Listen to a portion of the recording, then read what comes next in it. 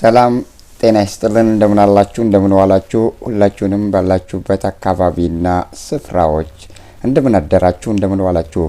ውድ አድማጭ ተከታታዮቻችን ዛሬ አዳዲስ መረጃዎችን ይዘንላችኋል። ምን አለ ዛሬስ? አዳዲስ ነገሮች ምን አሉ? በመጀመሪያ አርዕስት ያደረግነው ዛሬ ላይ ብርጋዴር ጀነራል ተፈራ ማሞ በአየር በሰራዊት በእግረኛ በታንክ በመድፍ እየተፈለጉ እየታሰሱ ይገኛሉ የሚለውን ሐሳብም እናቀርብላችኋለን። በሌላ በኩል ደግሞ የጦር ሰራዊቱ የመከላከያ ሰራዊቱ በጣም ኃይለኛ የሆነ ጉዳት እየደረሰባቸውና አከርካሪያቸው እየተሰበረ ያለ የብልጽግና መንግስት እነዚህ ወታደሮች በአይሮፕላን እየተጫኑ የሞቱት ቁስለኞች በአይሮፕላን እየተጫኑ ነው። በሌላ በኩል ደግሞ በርካታ የመከላከያ ሰራዊት አባላት ከፋኖ ጋር የሚያደርጉትን ውጊያ እንዲያቆሙና ወደ ሌላ አካባቢ እንዲሸጋገሩ ተደርጓል። ለምንድን ነው ይሄ ሁሉ የሚደረገው የሚለውን ሐሳቦችም ይዘናል። ውድ አድማጭ ተከታታዮቻችን በሌላ በኩል ደግሞ ምን አለ መሰላችሁ? ወደ ኤርትራ ለመሻገር ሐሳብ አላቸው። ወደ ኤርትራ ለመሻገር ሐሳባቸውን ታዲያ እውን ለማድረግ ከየት መጀመር አለባቸው? ቶሎ ሳይቀድሙን እንቅደማቸው የሚል አለ የሚል አባባልም አለ የሚል ማለት ካልኩሌሽንም አለ።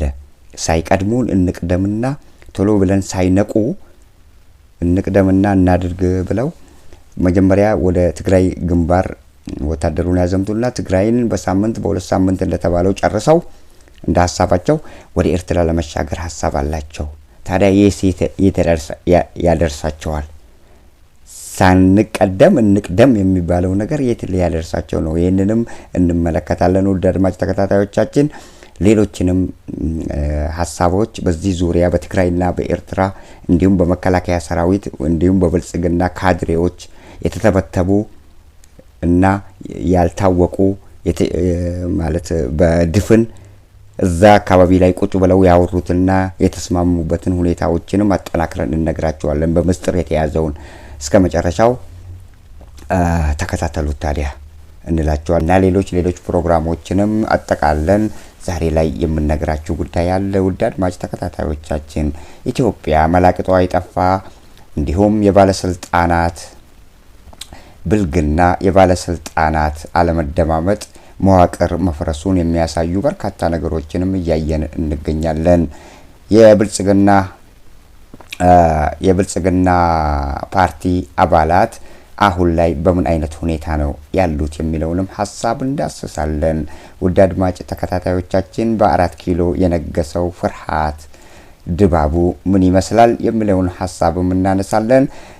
ለማንኛውም በቀጥታ ወደ ፕሮግራሙ እንሻገራችኋለን። ሰብስክራይብ፣ ላይክ፣ ሼር በማድረግ የቻናላችን ቤተሰብ እንድትሆኑ እየጋበዝናችሁ አሁን በቀጥታ ወደ ፕሮግራሙ እመራችኋለን።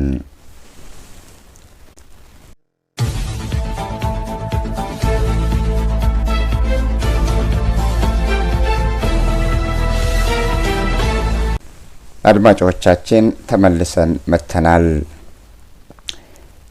በጣም የሚገርመው ነገር እነዚህ ብልጽግናዎች አንድ ብርጋዴር ጀነራል ወይንም አንድ ጀነራል ከአማጺ ቡድን ማለት እነሱን ከሚፋለማቸው ኃይል ውስጥ ነቅለን ወይም ደግሞ አስሰን ካገኘን ጦርነቱ ያበቃል የሚል ድምዳሜ ላይ ይደርሳሉ። ብዙ ጊዜ ለምንድን ነው አንድ ተፈራ ማሞ ጀነራል ተፈራ ማሞ ተይዘው ብልጽግና ቢያስራቸው ወይ ደግሞ ለሚፈልገው አላማ በቁጥጥሩ ስር ቢያውላቸው የአማራ ፋኖ ትግል መቼም አይቆምም አይሞትም።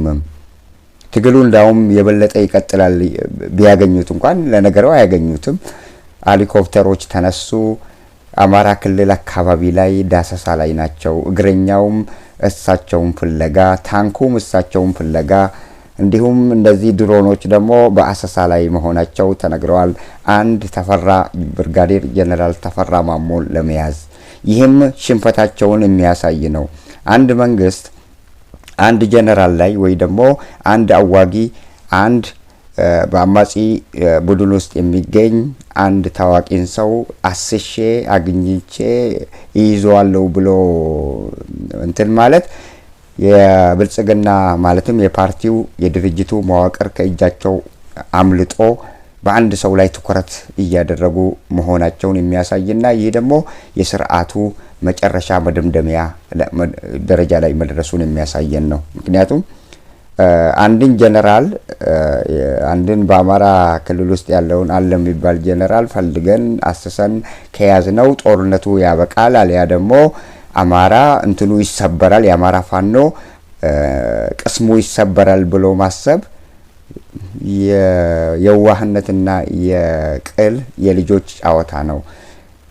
1 ሚሊዮን ብርጋዴር ጀነራል ተፈራ ማሞን የሚተኩ አማራ ፋኖ ውስጥ አሉ እና ዛሬ አንድን ግለሰብ ለመያዝ የሚደረገው እንትን ስናይ በጣም በሚያስገርም ሁኔታ የስርዓቱን መፍረስ የሚያሳዩ ምልክቶች ናቸው ብለን ነው የምንደመድመው።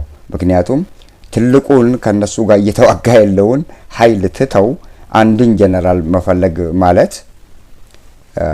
ጌም ኦቨር እናደርጋለን ለማለት ነው ሀሳባቸው። ግን ጌም ኦቨር አይሆንም። ጌም ቢካም ቮለታይል እንዳውም ይቀጣጠላል ጌሙ። ስለዚህ አንድን ጀነራል በየክልሉ አሁን ምንድነው ጀነራል ተፈራማ ብርጋዴር ጀነራል ተፈራ ማሞን እንዲያስሱና ያሉበትን ቦታ መጀመሪያ ላይ ያደረጉት አካሄድ ምን ነበረ? ብርጋዴር ጀነራል ማሞ ያሉበትን አካባቢ የፋኖ ኃይልን ለመቀላቀል ነው ብለው አዳዲስ ተመዝጋቢዎች አሉ። እነዚህ አዳዲስ ተመዝጋቢዎች በብልጽግና ተሰማርተው በአማራ ክልል አካባቢ ላይ የተሰማሩና በአማራ ክልል ከፋኖ ጋር ለመደባለቅ ፋኖ እያሰለጠናቸው የሚገኙ ሰራዊቶች አሉ። እነዛ ከብልጽግና ተልኮ ተሰጥቷቸው በዛ ተልኮ መሰረት ብርጋዴር ጀነራል ተፈራ ማሞን አሰሰው የት እንዳለ ለማወቅ የሚያደርጉት የተላኩት እነዚህ ጀሌዎቹ የብልጽግና ሰልጣኞች በብልጽግና ሰልጥነው የተላኩት እነዚህ ሰላዮች የብርጋዴር ጀነራል ተፈራ ማሞን ዋና መገኛ ቦታውን አስሰው ያንን መልእክት እንዲያስተላልፉ ነው የተፈለገው።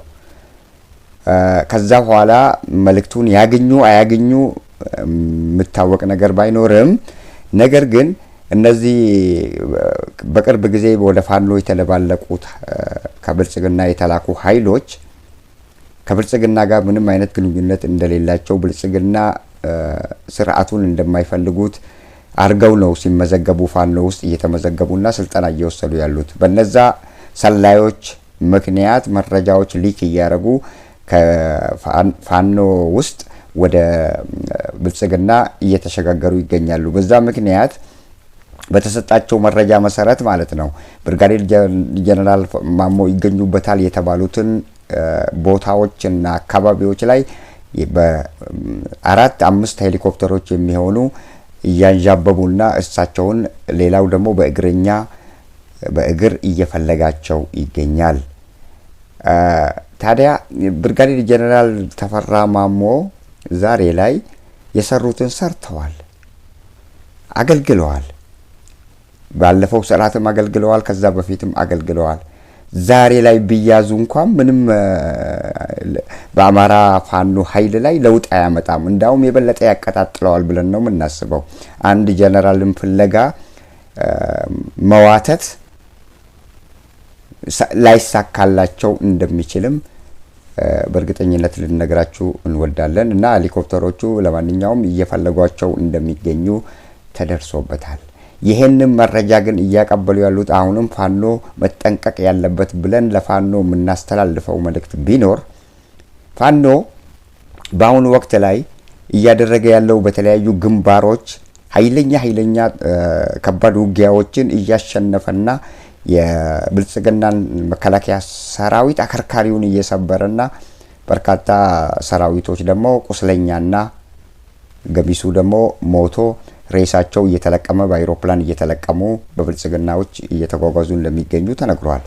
እዚህ ደረጃ ላይ የደረሰ ፋኖን ቅስሙን ለመስበር የሚያደርጉት ነገሮች በብልጽግና በኩል እየተላኩና ተልኮ ተሰጥቷቸው ወደ ፋኖ እየተቀላቀሉ ያሉ ኃይሎች አሉ። እነዛን ኃይሎች በተቻላቸው መጠን እያንዳንዱ ምንነቱን እየተከታተሉ አንድ ሰው ሲገባ 3 ሰው እስሩ መመደብ ነው።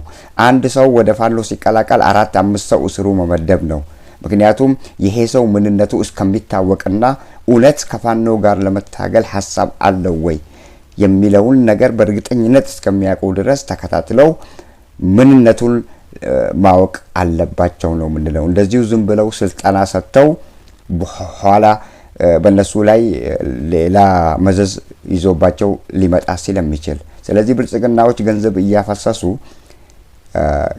ፋኖ ውስጥ ያለውን ነገሮችና ሁኔታዎች የፋኖን ሰራዊት ሁኔታን ገምግሞ መረጃ የሚያቀብላቸው ሰላዮች እየተላኩ ይገኛሉ። ስለዚህ ፋኖ በተቻለው መጠን እነዚህን አዳዲስ ተመዝጋቢዎች ሲያስገባ እያንዳንዱን እየተከታተለ ምንነታቸውን ማወቅ የግዱ ይሆናል። ይህንን እኛ ባልነግራቸውም ያውቃሉ። ነገር ግን እኛም ጥቆማዎችና አንዳንድ መረጃዎችን ከተለያዩ አካባቢዎች ሰብስበን ስላገኘን በእንደዚህ ጉዳዮች እንዳይሸወድና በውስጣቸው ገብቶ መረጃዎችን ሊክ አድርገው ለብልጽግና እንዳያቀብሉና ጉድ እንዳይሰራቸው ነው የምንፈራው። ስለዚህ ይህንን ደግሞ ጥንቃቄ አድርገው አዲስ ተመዝጋቢዎች ላይ ትኩረት በማድረግ እስራቸው ሌላ ሰላይ በመደብ በአይን ቁራኛ የሚያያቸው ከፋኖ ኃይሎች ውስጥ ተመድቦላቸው መከታተል አለባቸው እንላቸዋለን። በተለይ ማታ በእንቅልፍ አካባቢ ላይ መረጃዎችን ሊክ ያደርጋሉ። ወጥተው ልክ ለሽንት እንደሚወጡ መረጃ ያቀብላሉ። የተሰጣቸውን መሳሪያ ቆፍረው መሬት ስር እየቀበሩ የቴሌግራም ምንድነው መልእክት የሚያስተላልፉበትን የተሰጣቸውን ቴሌፎን ቀብረው በሆነ አካባቢ ላይ ቀብረው በርቀት ወጥተው ለሽንት እንደሚወጡ ያንን መረጃ አስተላልፈው ይመለሳሉ የሚልም ጭምጭምታዎች ስላሉ ፋኖ እነዚህን ነገሮች በጥንቃቄና በትኩረት እያንዳንዱን አዲስ ተመዝጋቢ ኪሳቸውን እየፈተሸ ምንነታቸውን፣ መታወቂያቸውን፣ ሁሉ ነገራቸውን ፈትሾ ማወቅ የግዱ ይሆናል እንላለን። ውድ አድማጭ ተከታታዮቻችን፣ በሌላ በኩል አሁን የደረሱን መረጃዎች አሉ፣ አዳዲስ መረጃዎች አሉ። ምን እየተካሄደ ነው? አሁን ሁለት ዓላማ አለ። ዓላማው ምንድነው? ፋኖና የኦሮሞ ነጻነት ሰራዊት ምንም ቢሆን ትግላቸውን ቀጥለዋል። እነዚህ ኃይሎች ተንቀው ነበረ። አሁን ድረስ እየተናቁ ነው። በአንድ በኩል ምንም አያመጡም በሚል ትልቁ የሚፈሩት ትግራይና ኤርትራ ሰራዊትን ነው። ኤርትራና ትግራይን በጣም እየፈሩና እየሰጉ ያሉበት ሁኔታ ስላለ መከላከያ ሰራዊቱ አሁን ወዴት እየተሸጋገረ ነው? ወደ ግንባር አካባቢ ላይ ወደ ግንባሮች አካባቢ ላይ እየተሸጋገረ የሚገኝበት ሁኔታ ነው ያለው። ለምንድነው ወደ እንትን አካባቢ ወደ ማለት ድንበር አካባቢ ላይ እየተሸጋገረ የሚገኝበት ሁኔታ ነው ያለው? በሌላ በኩል ወደ ትግራይ ክልል ሁለት ሐሳቦች አሉ እዚህ ጋር። አንደኛው መጀመሪያ ትላንትና ያደረጉት ምንድነው? በዓለም አቀፍ ዘንድ እኛ ተንኳሾች አይደለንም ለማለት የኤርትራን መንግስት የሚያስጠነቅቅ ደብዳቤ ልከው እንደነበረ ትላንት አስተላልፈናል። እነዛ ደብዳቤዎች ደግሞ ሁለት መልእክት አላቸው። አንደኛው መልእክት ምንድነው? ለዓለም አቀፉ ማህበረሰብ ይሄው እኛ ልከናል፣ ከዚህ ኋላ ጦርነቱ ቢነሳ እነሱ ናቸው የቀሰቀሱት ለማስባል፣ ኢትዮጵያ ከደሙ ንጹህ ናት፣ ጦርነቱን የጀመረው የኤርትራ ሰራዊት ነው እንዲባል፣ ያንን ለማድረግ ደግሞ ቅድመ ሁኔታዎችን ጠራርገው አስተካክለው ወደቡን ሲፈልጉ ግድቡን ሲፈልጉ ያላደረጉትን ማመልከቻ ያላደረጉትን ደብዳቤ አሁን ግን ደብዳቤ አስገድዷቸው ደብዳቤ ጽፈዋል። ያ ደብዳቤ ለዓለም አቀፉ ማህበረሰብም ለዩኤንም ተልኳል። ግልባጩ ምንድነው ዓላማው ብለን ብናስብ ዓላማው ኋላ አሁን ያሰቡት ጦርነት አለ። ይሄ ጦርነት ከኤርትራ ጋር ለማድረግ ነው በቀጥታ ምንም አትጠራጠሩ። የአረብ ሚዲያዎች እኮ ብልጽግና የሚያደርጋቸውን እያንዳንዱን ነገር ከማንም ሚዲያ በፊት በእንግሊዝኛ አረብ ሚዲያ ተብሎ በእንግሊዝኛ ጽፈው የሚያወጡት እነሱ ናቸው። አብይ አህመድ የአሰብን ጉዳይ የቀይ ባህር አካባቢ ላይ ያለውን ጉዳይ ለራሱ ለኢትዮጵያ ሕዝብ አይደለም እየፈለገ ያለው በተደጋጋሚ የምንናገረው ይህንን ለአረብ ኤሚሬት እየፈለገው ነው ያለው። በሌላ በኩል ደግሞ ሳውዲ አረቢያና አረብ ኤሚሬት በቀይ ባህር አካባቢ ላይ ያላቸውን ፉክክር የበላይነታቸውን ለማሳየት ሳውዲ አረቢያ እየቀደመች ትገኛለች። አሁን ከዩናይትድ አረብ ኤሚሬት እየነጠቀች በዚህ ሁኔታ ላይ ሳውዲ አረቢያ እየቀደመች ስለምትገኝ ዩናይትድ አረብ ኤሚሬት ደግሞ እነዚህ ወደቦች በርካታ ወደቦች ስለሚያስፈልጓትና ቀዳሚነቷን ወይ ደግሞ ኃይለኝነቷን እዛ አካባቢ ላይ የበላይነቷን ለማሳየት የምታረገው ፉክክር ከሳውዲ አረቢያ ጋር በዚህ ምክንያት አብይ አህመድ ደግሞ ቶሎ እንዲያስገኝላቸው የአሰብ ወደብን በተለያዩ ገንዘቦች እያታለሉ በተለያዩ ወቅቶች በገንዘቦች እያታለሉ ኃይለኛ ብር እየሰጧቸው ቀጥሉ፣ ግፉበት፣ ሂዱ ኤርትራንም ውጉ እየተባሉ ነው። ለኤርትራ መውጋት ከኤርትራ ጋር ውጊያ ለመጀመር እንቅፋት የሚሆኑባቸው የትግራይ ኃይል መሆኑን ተረድተዋል። ስለዚህ በየትኛው በኩል የሚለውን ስብሰባ ተቀምጠውበት አስበውበት አጤነው አሁን መጀመሪያ ላይ ትግራይ ላይ ከበባ አድርገው ሰራዊቱ አሁን የተላከው እዛ ትግራይ አካባቢና ወደ ድንበር አካባቢ ተልኳል። ሰራዊቱ ከበባ ተደርጎ በትግራይ ላይ እርምጃ ሳይነቁና ሳያስቡ እርምጃ ለመውሰድ የታለመ ነው። እርምጃው ከተወሰደ በኋላስ ምን ሊያደርጉ ነው? ትግራይን ሰብረን ወደ ኤርትራ እንሻገራለን ብለው አስበዋል። የሞኞች የልጆች የቅሎች የማህይማን ስብስብ በእንደዚህ አይነት ሁኔታ ላይ ተወጥረዋል። ሸር በማሰብ አንድን አገር ወይ ደግሞ አንድን ክልል እናጠፋለን ብለው በማሰብ አንድን መንግስት ደግሞ እንገረስሳለን ብለው በማሰብ በተለይ የኤርትራን መንግስት እንገረስሳለን ብለው እኮ ነው ሐሳብ ያላቸው። እውነቴን ነው የምላችሁ። የኤርትራን መንግስት ገርስሰን ከዛ በኋላ አሲሚሌሽን እንኳን ለማድረግ ሐሳብ እንዳላቸው ነው አሁን እየተረዳን የመጣ ነው። ካሁን በፊት በአጼዎቹ ያልተቻሉትን አሲሚሌሽን አሁን ደግሞ አሲሚሌሽን አድርገን ኤርትራን ወደ ኢትዮጵያ ክልል ግዛት እናረጋታለን ብለው እየተፍጨረጨሩ ነው የሚገኙት። ለዚህ ሁሉ እንቅፋት የሚሆንባቸው ዋናው የትግራይ ክልል ስለሆነ የትግራይን ኃይል ደምስሰው ወደ ኤርትራ ለመተላለፍ ሐሳብ እንዳላቸው ነው እየተረዳን ያለ ነው። ሰሞኑን ከጦርነት ተነስቶ ነበር በትግራይና በአማራ በመከላከያ ሰራዊት መካከል።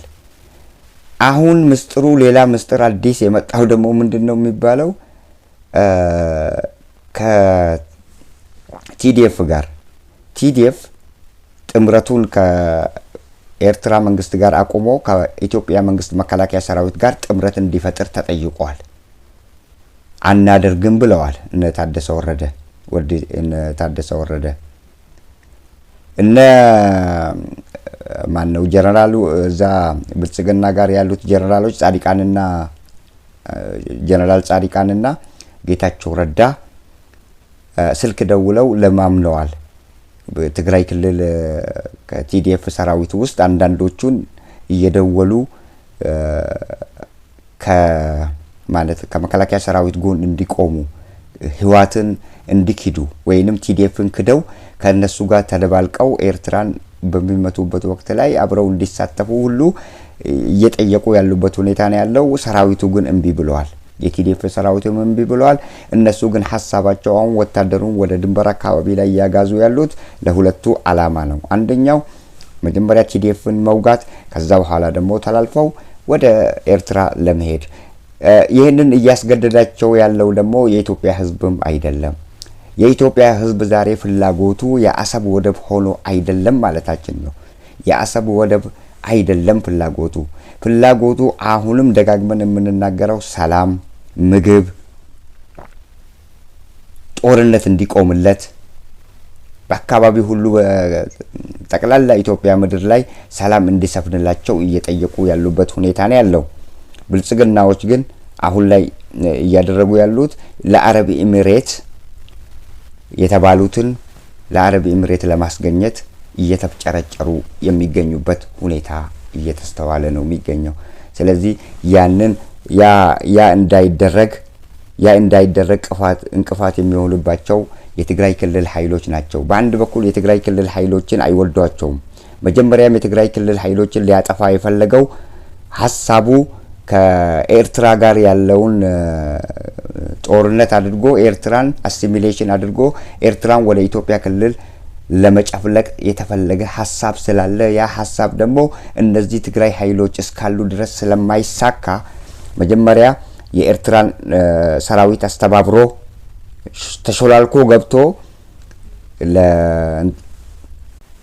አብይ አህመድ እርቅ ፈጥሮ ተሸሎክልኮ ወደ ከኤርትራ ጋር እርቅ የፈጠረበት ምክንያት መጀመሪያ ከኤርትራ ጋር እርቅ ፈጥሬ መጀመሪያ ትግራይን ከመታውና ትግራይን ካወደምኩ በኋላ እንደገና ተመልሼ ኤርትራን ክጄ ደግሞ እነዚህ የመነመኑትን የትግራይ ኃይሎችን አሰባስቤ የቀሩትን ከነሱ ጋር ኤርትራን ወግቼ ኤርትራን የኢትዮጵያ ግዛት አደርጋታለሁ ብሎ ያስቀመጡት ጭብጥ ነበር።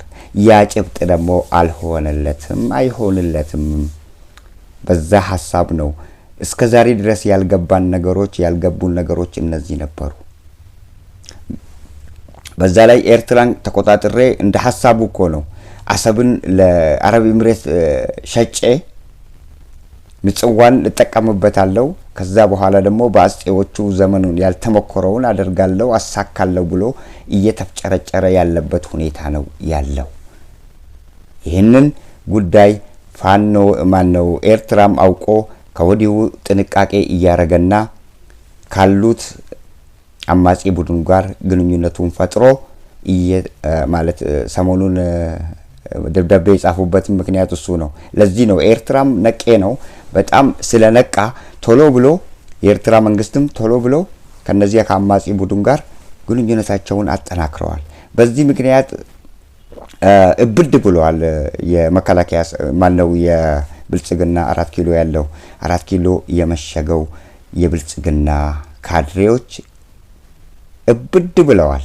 በጣም ማለት ያሰቡት ነገር ከእጃቸው እየሾለከና ከእጃቸው እያመለጠ መሆኑ ስለገባቸው በጣም ሐሳብ ገብቷቸዋል። የቱን እንደሚጨብጡ ግራ ገብቷቸዋል። በአሁኑ ወቅት ላይ መጀመሪያ አማራን ቶሎ ብለን ጨርሰን የአማራን ጉዳይ ወደዛ እንሻገራለን ብለው ነበር።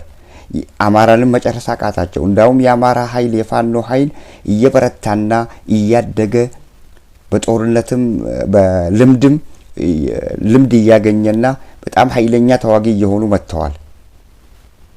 በርካታ ወታደሮችን እየማረኩ በርካታ ወታደሮችን ቁስለኛና ሌሎችን እየገደሉ ያሉበት ሁኔታ ነው አሁን የምናየው። ያንን የተረዳው ብልጽግና ከኋላ ደግሞ ፑሽ የሚያደርገው አረብ ኤምሬት የታለ ከፋኖ ጋር ለምን ውጊያ ታረጋለህ? ፋኖን እለፈውና ሄድና እዛ የተባልከውን ነገር መጀመሪያ ያንን ጨርስ ተብሎ ግፊት እየተደረገበት ነው። በዛ ግፊት መሰረት አብይ አህመድ የሞኝነቱ ሞኝነት አብይ አህመድን እኮ ጭንቅላቱን ፈትሸው አረቦች እንኳን በአቅማቸው ፈትሸው ህፃን እንደሆነና በቃ ምንም ስለ ፖለቲካ ጫወታ ማያቅ ምንም ያስተዳደር እናንተን ማያቅ ለገንዘብ ብሎ አገርን መሸጥ የሚፈልግ ሰው መሆኑን የተረዱት እነዚህ የአረብ ኤምሬቶች ዛሬ ላይ የብር አይነት አሳይተውት ይሄንን ትሻለማለህ አንተ የምታስገኝልን ወደቡን አስገኝተ የራሳችን ካረክልንና እኛ ምንልህን ካሳካህልን ይሄን ያህል ትሪሊየን ዶላር ተወስዳለህ ተብሎ በትሪሊየን የሚቆጠር ዶላሮች አሳይተውት አሁንም እየረዱት ይገኛሉ። በዛ ምክንያት ያንን ገንዘብ ለመውሰድ የሚያደርገው ሽርጉድ ነው አብይ አህመድ ዛሬ ላይ አበሳውን እያሳየ የሚገኘው እና በ4 ኪሎ ውስጥ ያሉት ካቢኔዎችና እነዚህ የሚያማክራቸው አማካሪዎቹ የሚመካከሩት በጣም ደንግጠዋል። ለዚህ ነው በየቦታው ያሉት ሁኔታዎች ከእጃቸው እያመለጠ የሚገኘው። እነሱ ይህንን ያዝ ነው ሲሉ ሌላ ጉድጓድ ይማሳል። ያንን ጉድጓድ ሄደን እንዘጋዋለን ብለው ሲሞክሩ እንደገና ሌላ ጉድጓድ ይከፈትባቸዋል። ስለዚህ መላቅጡ ጠፍቷቸዋል። መላቅጡ የጠፋቸው የመከላከያ ሰራዊቱን ከጊዜ ወደ ጊዜ እያሸጋገሩ አሁን ጸለምት አካባቢና ሌሎች አካባቢ ላይ ሰሞኑን ነግረናቸዋል። ዳግም ጦርነቱ እዚህ ትግራይ አካባቢ ላይ ይፈጸማል፣ አሁን ሙከራ ነው ብለናቸዋል። አሁን ዳግም ጦርነቱ እንደሚከሰት እንደነገርናችሁ በነገርናችሁ መሰረት አሁን ይሄው ጦርነቱ ሊካሄድ ሰራዊቱ ተንቀሳቅሰዋል። በአማራ በኩል የነበረውን በአማራ ግንባሮች በኩል የነበሩትን አንስተው እዚህ ትግራይ ጸለምት አካባቢና አፋር አካባቢ ላይ ምሽግ እንዲይዙና እንዲጠብቁ ተደርገዋል። ምሽግ እንዲቆፍሩ ተደርገዋል። ያ ምንድነው? ከትግራይ ጋር ኃይለኛ ጦርነት ለማካሄድ ነው።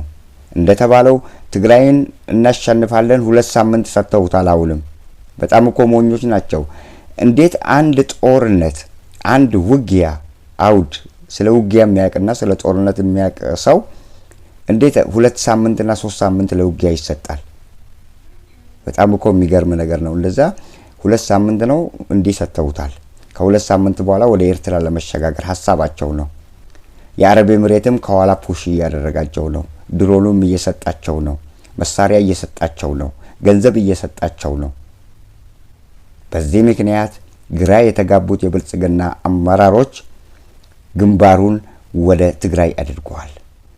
የትግራይን ህዝብ ድራሽ አባቱን ማጥፋት ነው የምንፈልገው ብለው በተደጋጋሚ ሲናገሩ እንሰማቸዋለን።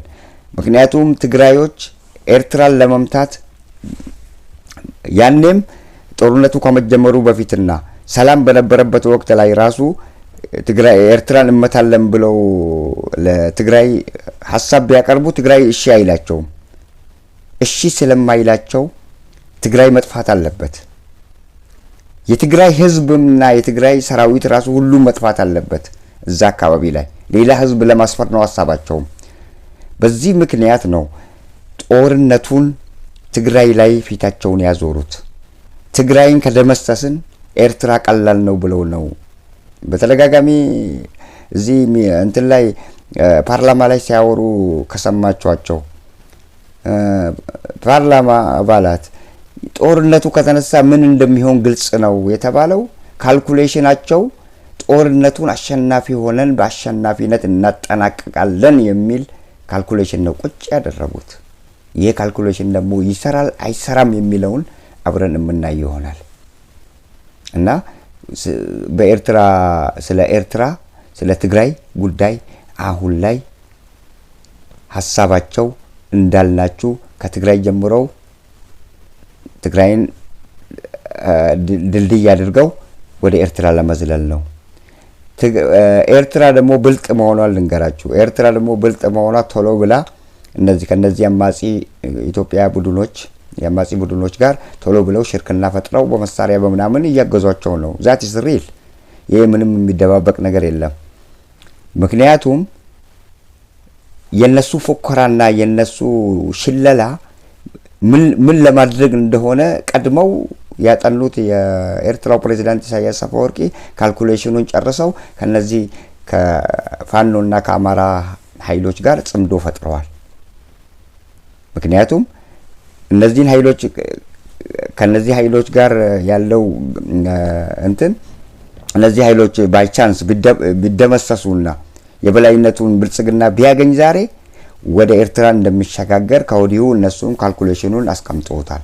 ስለዚህ እነዚህን አማጺ በማገዝ የአብይን መደምደሚያ ሊያደርጉ ዝግጅት ላይ ናቸው። እነሱም አብይም አያቅም ማለት ያቃል፣ ፍራቻም አለበት። ስለዚህ ደብዳቤ የተጻፈው አሁን ኤርትራ እነዚህን ኃይሎች እንዳታግዝ ተብላ ነው። ያው የዓለም አቀፉ ማህበረሰብ ደብዳቤ ያስገብቼ ነበር፣ ያው እያገዙ ነው ትግራይን ብለው ኋላ ስሞታ ለማንሳት የዓለም አቀፉ ማህበረሰብ ኤርትራ ላይ ጫና እንዲያደርግ ኤርትራን እንዲያስቆማት ለማስደረግ ነው ትግራይን ሲመቱ። ኋላ እኮ ጦርነቱ አይቀርም እኮ ወደ ኤርትራም ከትግራይን ከጨረሱ የትግራይን ጉዳይ እንዳሰቡት ከጨረሱ በኋላ ወደ ኤርትራ መዛመታቸው አይቀርም። እንደዚህ አይነት የተሳሳተና የልጆች ጫወታ የሚመስል ካልኩሌሽን ብልጽግናዎች ዜሮ ማይንዳቸው መሆኑን የምናየው በእንደዚህ አይነት ካልኩሌሽን መጓዛቸው ነው። የኤርትራ መንግስትም ነክቷል። ውድ አድማጭ ተከታታዮቻችን፣ በሌላ በኩል ፋኖ በተለያዩ የአማራ ክልል አካባቢዎች ላይ በተለያዩ በገጠማቸው ሰሞኑን ግንባሮች አሸናፊነቱን የበላይነቱን እያገኘ ይገኛል። መከላከያ ሰራዊት ከቦታው እየለቀቀ ነው ያለው። መከላከያ ሰራዊት የለቀቀባቸውን ጠቅላላ የአማራ ከተማዎችን ፋኖ እየተቆጣጠረና የበላይነቱን እያስመዘገበ የሚገኝበት ሁኔታ ነው ያለው። ፋኖ ትንሽ ጊዜ ነው የቀረው። የአማራ ክልል አካባቢዎች ላይ ብልጽግና እንትኖች የነበሩበት መዋቅሩ እዛ የነበረው መዋቅር በአንዳንድ ከተሞች የአማራ ክልል ከተሞች ውስጥ እነዛም ቦታ በመከላከያ አጥረው የነበረውን ለቀው ሲሄዱ መከላከያ ሰራዊት ምክንያቱም ጉዟቸው የሚያስፈራቸው ወደ ትግራይ መሆኑን ስላመኑበት ነው። ይሄ የተናቀው ያስረግዛል እንደሚባለው ይሄ ፋኖ ንቀዋል እኮ። አሁን ፋኖ እየገደላቸው ፋኖ የበላይነቱን እየያዘ እያዩ ፋኖን ንቀው ትግራይ ላይ ሀሳባቸውን ትኩረታቸው ምክንያቱም ማግኘት የሚፈልጉት ፋኖን አይደለም። አሁን በፋኖ በኩል ምንም አያገኙም። ትግራይን ከደመሰሱ ኤርትራን ሊያገኙ ይችላሉ። ለዛ ነው ሀሳባቸው ወደዛ ለመሸጋገር። በዚህ ምክንያት እነዚህ ወታደሮችን እያወጡና ወደ ግንባር ትግራይ ግንባር ጸለምት አካባቢ ላይ እያሰፈሩ ይገኛሉ። ጦርነቱ ወዴት ሊሻገር ነው ማለት ነው? ወደ ታታዮቻችን ከትግራይ በኋላ ምን ሊሆን ነው? ወደ ኤርትራ ለመሸጋገርና ኤርትራን የራሳቸው ግዛት ለማድረግ በእንደዚህ አይነት ሁኔታ ተጠምደዋል። እንደዚህ አይነት አካሄድ እኔ እኮ በጣም ግራ የሚገባኝ ለዚህ ነው። ትምህርት ቆንጆ ነው፣ መማር ቆንጆ ነው። መማርና ትልቅ ደረጃ መድረስ በትምህርት በጣም ቆንጆ ነው። አሁን ማለት በአቋራጭ የወሰዱትን ዲግሪና በአቋራጭ የወሰዱትን ዲፕሎማና ዲግሪ ጠቅላይ ሚኒስቴሩ ምንም አይጠቅማቸውም። በአቋራጭ የሚወሰደው ነገር ክፍል ቆጥረ 1 ብለ 2 ብለ ቆጥረ እስከምትደርስበት ደረጃ ካልደረስክ በስተቀር በዚህ በምትቆጥርበት ክፍል በምትቆጥርበት ወቅት ላይ ልምዶችን እያካበትክ እውቀትን እያካበትክ ነው የምትሄደው። በእያንዳንዱ እርከን ያለው ከአንደኛ ሁለተኛ ስትተላለፍ ማይንድ የትላንትናው ጭንቅላት አይደለም፣ እየተቀየረ ይሄዳል። ስለዚህ እሱ 7ኛ ክፍል ተማረ፣ ደረጃው 7። ሌላው ሰው እኮ ሌላው ተማረ የተባለው ፕሮፌሰርና ዶክተሮች 50% ነው ደረጃቸው 50 በፐርሰንት ሳይሆን 50። አብይ አህመድ ግን 7 ላይ ነው ያለው። ግን 7 ላይ ሆኖ ነው እነዛ 50 ካላቸው ጋር እኩል ፖይንት እንዳለው ባዮግራፊው የሚያሳየው በአቋራጭ የወሰዳቸው ዲግሪዎች ስለሆኑ ፒኤችዲ ዲግሪ ነው ያለው። ፊሎሶፈር ኦፍ ዲግሪ በጣም እኮ ይገርማል። ክላስ እየቆጠረ ሰው ሲሄድ ማይንዱ ማለት እየሰፋ ይሄዳል። ጭንቅላቱ እየሰፋ እየጎለበተ ይሄድና ጥሩ ደረጃ ላይ ሲደርስ ደግሞ የመናገሩ አንድን ጥያቄ ስትጠይቀው መልስ አሰጣጡ ለየት ይላል። ምክንያቱም እነዚህን አመታት ሁሉ ልምድ እያዳበረና እውቀት እያካበተ ከደብተርና ከብዕር ጋር ተቆራኝቶ ስላሳለፈ ጥሩ አእምሮ ይኖረዋል። ችኩልነቱ ያከትማል። 40 ዓመት ሰው ሲሞላው እኮ ችኩልነቱ ረጋ ያለ ሰው ነው፣ የሰከነ ሰው ነው ሰው የሚሆነው። 40 ዓመትን በልጧቸው ጠቅላይ ሚኒስቴሩ ግን ትምህርት ስለሌላቸው በትምህርት ደረጃ 0 ደረጃ ላይ ስላሉ 7ኛ ደረጃ ላይ ስላሉ የ50 ደረጃ ላይ ካሉት ጋር እኩል ነኝ ብለው ስለሚያስቡ ሰሞኑን አይታችሁ እንደሆነ በየሚዲያው ሲወጡ የሚናገሩትን ነገር አያችሁ። ልክ እውቀት እንዳላቸው ነገር ምናምን ይሏቸዋል። በካልኩሌሽንም እሳቸው ናቸው፣ በቁርአን ውስጥ እሳቸው ናቸው፣ በመጽሐፍ ቅዱስ እሳቸው ናቸው፣ በሳይንስና ቴክኖሎጂ እሳቸው ናቸው፣ በፖለቲካ ረገድ እሳቸው ናቸው።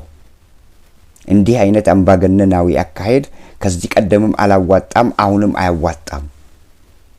በተቻላቸው መጠን ምሁራንን ሰብስበው ቢወያዩና ቢያወያያቸው የተሻለ ነው የምንለው።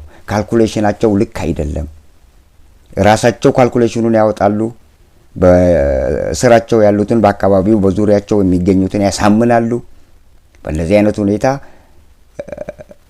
ወደፊት ግፋ ነው እንጂ ተመለስ ወደ ኋላ የሚል ነገር የለም። እሳቸውን የሚቃወማቸው ይታሰራል፣ ያለ ደግሞ ይገደላል፣ ከቦታው ይነሳል። እንደዛ አይነት እንትን ነው የሚያደርጉት። ከጥንትም ጀምሮ እነዚህ አምባገነን መሪዎች ከእሳቸው ጋር ለእሳቸው አስፈሪ የሆነ ፉል ማይንድድ የሆነ ሰው ቢገጥማቸው በስርዓታቸው ውስጥ በሆነ ቦታ ላይ ቦታ ተሰጥቷቸው እርከን ወይ ደግሞ ደረጃ ተሰጥቷቸው እዛ ደረጃ ላይ እንዲሰሩ ተደርገው ከጠቅላይ ሚኒስቴሩ ለሚመጣላቸው ሐሳብ እና እንትን አልቀበልም አንቲ ከሆኑ ያስወግዳቸዋል፣ አልያ ደግሞ ያስሯቸዋል። በእንደዚህ አይነት ሁኔታ ነው ከዚህ ቀደምም እነዚህ አምባገነን መሪዎች ሲያደርጉ የነበሩት። ዘሴ ምስጥሩ አብይ አህመድም እነዛን ነገሮች አሁን አፕላይ እያደረገ ነው። ይሄ ደግሞ አይቻልም እና በአማራ ክልል ያለው ዛሬ በጣም የሚገርመው ነገር የአማራ ፋኖ የበላይነቱን ተቆጣጥሮና ተጎናጽፎ ባለበት ሁኔታ ላይ አማራ ፋኖን ንቀው ኃይለኛው ትግራይ ነውና ጽምዶ የፈጠረውም ከኤርትራ ጋር እሱ ነውና እሱን ጨርሰን ቶሎ ብለው የጋራ ግንኙነታቸውን ሳያጠናክሩ ከኤርትራ ጋር ያላቸውን የጋራ ግንኙነት ሳያጠናክሩ ደብዳቤም ጽፈንላቸዋል አይደል? አዎ።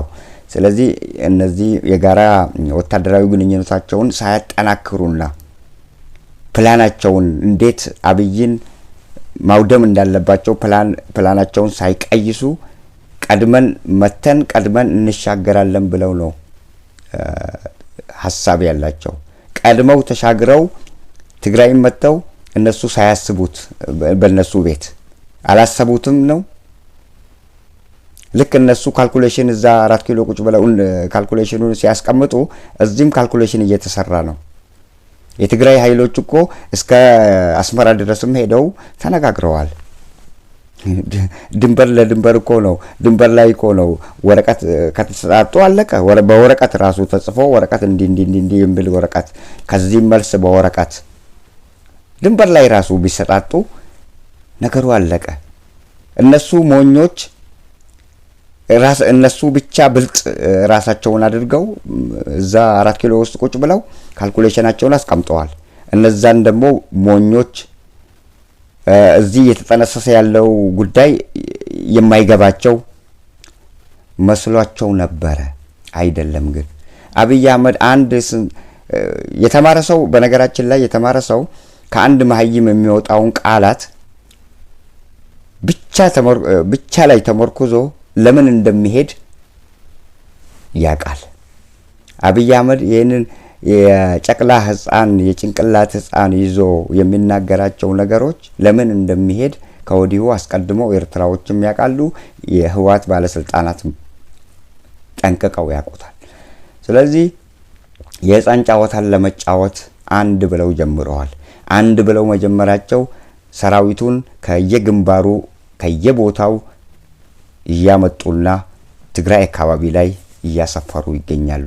በቀደም ለታ የተደረገው ለሙከራ ነው ብለናቸዋል። አሁንም ለሙከራ ከሙከራ በኋላ ጦርነቱ ይጀመራል አልነገርናችሁም? በዚህ በሚቀጥለው ሳምንት ወይ ደግሞ በዚህኛው ወር ውስጥ ብቻ ጦርነት ከትግራይ ጋር እንደሚደረግ፣ በሌላ በኩል ደግሞ አልፈው ኤርትራን ለመምታት ሐሳብ እንዳላቸው የትግራይን ሲጨርሱ በ2 ሳምንት 3 ሳምንት ነው የሰጡት።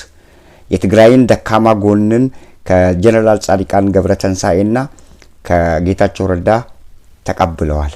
የትግራይን ክልል የቲዲኤፍን ሰራዊት ደካማ ጎኑን በምን ሰዓት ላይ ነው የሚደክሙት? ምንድነው የሚያደክማቸው? ሁሉ ነገር ተሰጥቷቸው ካልኩሌሽኑን ጨርሰዋል። እንዳይታወቅባቸው እኛ እንደዚህ ከደሙ ንጹህ ነን ለማለት ደግሞ ጌታቸው ረዳ ሰሞኑን በሚዲያ ላይ ወጥቶ በየአካባቢው ያለው ጦርነት ይቆም፣ ሰላም ይስፈን እያለ ነው። ያ ምንድነው? እኛ የለንበትም። እዛ እኮ የጠነሰሱትን ጠንስሰዋል። እዛ የጠነሰሱትን ትተው አሁን ላይ ምን እያሉ ነው? ሰላም በየአካባቢው ይስፈን፣ ሰላም ነው የሚያስፈልገው ብሎ እየተናገረ ነው። ኋላ እኮ እንትን ቢል እኔ እኮ የለውበትም እዛ እነሱ ናቸው ሲወያዩ የነበሩት አይቀርም። የአብይ አህመድ የማይቆፍረው ማለት አሁን የማይነካውን እየነካካ ነው። መነካት የሌለበትን ነገሮች ሁሉ ነካክተዋል። ታዲያ መጨረሻው አሁን የመጨረሻው መደምደሚያ ሰዓት ላይ ራሱ በቆፈረው ጉድጓድ ራሱ እንደሚገባባት ጠብቁልን። አሁን ጦርነቱን ወደ ሰሜን አድርጓል። ወደ ሰሜን ደግሞ ጦርነት እዛ አካባቢ ላይ ጦርነት አደርጋለሁ የሚል ኃይል በራሱ ለመጫወት የፈለገ ብቻ ነው።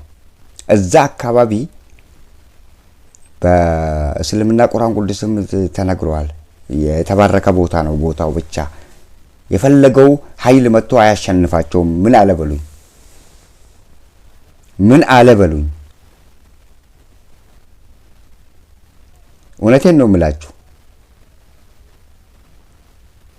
ያቺ ምድር ያቺ ቦታ የተባረከች ቦታ መሆኗን በቁርአን ቅዱስ ላይ ራሱ ነብዩ መሐመድ ያንን ቦታ እንደባረኩት ነው የሚነገረው። ጠይቁ፣ ታሪክ እስላሞችን ጠይቁ፣ ይነግሯቸዋል። እንደባረኳት የነጃሺ ሰፈር ነጋሲ ነው የሚባለው፣ ነጃሺ ነው የሚሉት በአረብኛ። ስለዚህ የተባረከ ነው። እስከዛሬ ድረስ እስቲ እዩት። እዛ አካባቢ የሚደረግ ጦርነት በአሸናፊነት አንድም መንግስት አጠናቆ አያውቅም። አሁንም አያጠናቅቅም። ያው ምን አለበሉኝ። ስለዚህ በለዚህ ይሄ ሁኔታ ስላለ እነሱ በጭፍን እየሄዱበት ነው። የትግራይን ኃይል እኮ ለመደምሰስ በአራቱም አቅጣጫ ዘግተውበት፣ ከዚህ ቀደም ታስታውሱ እንደሆነ ዘግተውበት ምግብ ውሃ እንዳይገባለት ነዳጅ እንዳይሰጠው ተደርጎ ያልተቻለ ኃይል ነበረ። ከላይ ነው እሱ ታውቃላችሁ፣ ከላይ ነው እንጂ እነሱ ኃይል ብርታቱ ኖሯቸው ከሌላው የኢትዮጵያ ሕዝብ ተለይተው አይደለም፣ ግን ከላይ ነው። ያቺ ምርቃቷም አለች ለማለት ነው። የነጃሺን ሰፈር ነብዩ መሐመድ የመረቁበት ሁኔታም አለ። ስለዚህ ከማይቻል ነገር የማይነካካ ነገር ሁሉ እየነካኩ ዛሬ ላይ ወደ ኤርትራ ተላልፈን ኤርትራን ለመምታት ትግራይን መጨረስ አለብን ብለው ጉዞአቸውን አድርገዋል። አንድ ብለው ጀምረዋል። ስለዚህ ይሄ ደግሞ እንደማይሳካላቸው ከወዲሁ እነግራችኋለን። ይሄ ፈጽሞ አይሳካም። አመናችሁም አላመናችሁም ፈጽሞ አይሳካም ነው ምንለው። እና ውድ አድማጭ ተከታታዮቻችን ለዛሬ ያሉን ቪዲዮዎች እና ሐሳቦችና ያለን ያጠናከርናቸው ዘገባዎች እነዚህ ነበሩ። ከኛ ጋር ስለቆያችሁ እጅጉን አድርገን እያመሰገናችሁ በሌላ ወቅት ላይ ሌላ ቪዲዮዎችን ይዘን እንቀርብላችኋለን። ቸር ያገናኘን እንላችኋለን። በሰላም